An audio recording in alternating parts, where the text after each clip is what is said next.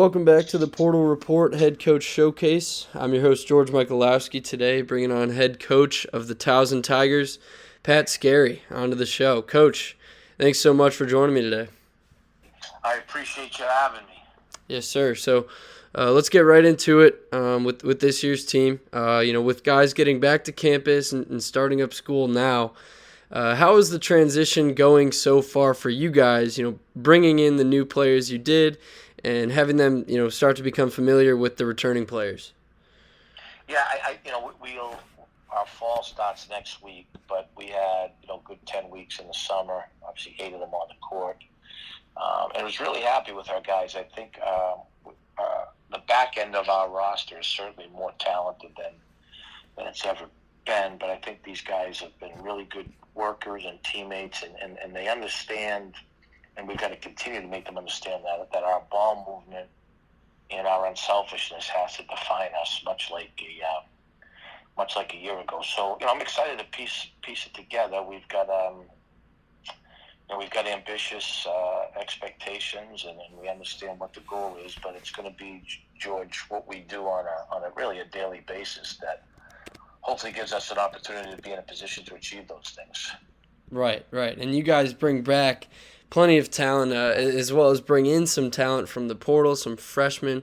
So I want to start out with one of the new guys, Siku Sela, the Division II National Player of the Year. You guys bring him up to the D1 level, and really a big addition for the program. So what was the moment like when you found out Siku was joining your program?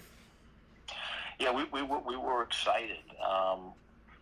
We got on him. One of my guys on staff, Chris Conway, had found film on him and did a good job. Told me, I gotta watch this kid. And, we brought him up, and he worked out with our guys, and we loved him. He's a really high character kid, and a good teammate. And I'll tell you what, he has stayed here. He came in 3 weeks early that he had to, and he has stayed here since the summer's ended. So he has totally transformed his body. He's put on about 12, 13 pounds of muscle. He's really worked at his shooting. He can score the ball. He's aggressive. He's gonna make a big impact, and he wants it. So and he's got this like a really good way about him, good personality. So I'm pumped up about him. Right. And another one of those additions, one of the best high school players from the Baltimore area, over the past few years, Ryan Conway. How important was it for you guys to bring Ryan back home, and what is he going to bring to the squad this year? Well, we're excited to get him back, especially because he's a freshman, and he is a gym rat. He's competitive. He's fast. He's strong, and then I said he is a gym rat. He can really shoot the basketball, and that's what we want him focusing on doing that, because he does that at an elite level.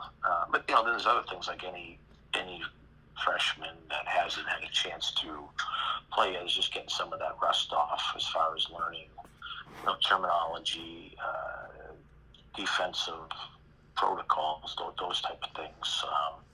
But his ceiling is very high. I think as we continue to move through the season, his confidence and his understanding will keep growing.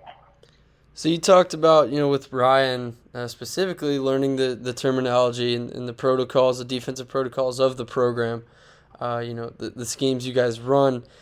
When you bring in players through the transfer portal and when you bring in new freshmen and have this whole new group of guys, how difficult is it to get them to adapt to those quickly, to really learn the program and learn what the culture is all about under your staff?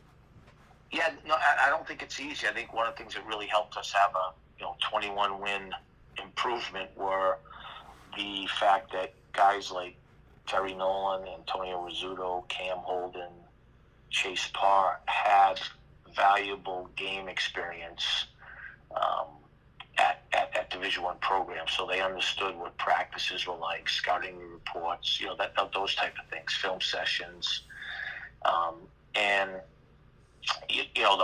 we've got to replace a couple of those guys, and that's like Ryan's a freshman because he's coming from the Big East and a top 25 program. But one of the advantages that we hope a guy like Sekou and then Nigel Russell, who we brought in, those guys have a lot of game experience, and our thought on those guys were these are guys that can come in with some talented returners and understand, what it's like to play at this level, but hopefully have the carrot in front of them that hey, they want to play on a potential championship program and get and be a part of that, because I think where all our new guys have been good Georges, they understand it's not just about them. They are coming into a situation where some talented guys return. 100%, and that's definitely going to be important for you guys. Mixing those returners with the new guys, and we'll see if they buy in. I'm sure after last season's showing, you guys are going to put up a big year. So I want to flip it over. A couple more questions. I want to flip it over to the recruiting end real quick. In your days as a coach, as the head coach at Towson, how has this new development, I would say, of the past few years, the transfer portal, how has the transfer portal affected the way that you and your staff recruit?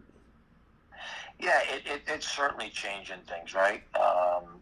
I think we've and we'll continue to try to get a couple of good high school players early, and develop them. Guys that come that are good families and love basketball and have the values that we want, and then we'll get them better. I think we've got a track record of doing that, and those guys become your pillars. And we have a couple of very good freshmen this year, in Williamson and May, that we think have a chance to do that. But then in the spring, we're certainly looking to supplement with some veteran talent.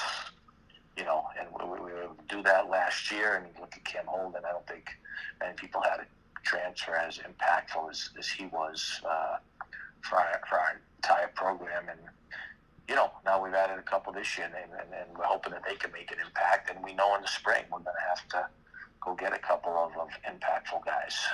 100%. So, I saw you tweet this morning. It is better to live one day as a tiger than 1,000 days as a sheep. So, you got me fired up for Towson Hoops with that one. But I want to give you the floor here for one last question. What should Towson fans get excited for heading into this season? Well, I think they should be excited and appreciative that so many of these guys decided to come back. And it just speaks to me that they're the type of guys you want representing your university. And I know I'm really appreciative to get the chance to coach a lot of these guys again. Yes, sir. So that's all we've got for today. Coach Skerry, thank you so much for joining the show. I really appreciate it, and we here at the Portal Report will have our eyes on Towson Hoops all year, and all of you college hoops fans should too. So that's all we've got for you today. Thank you so much, Coach, and thank you guys all for tuning in.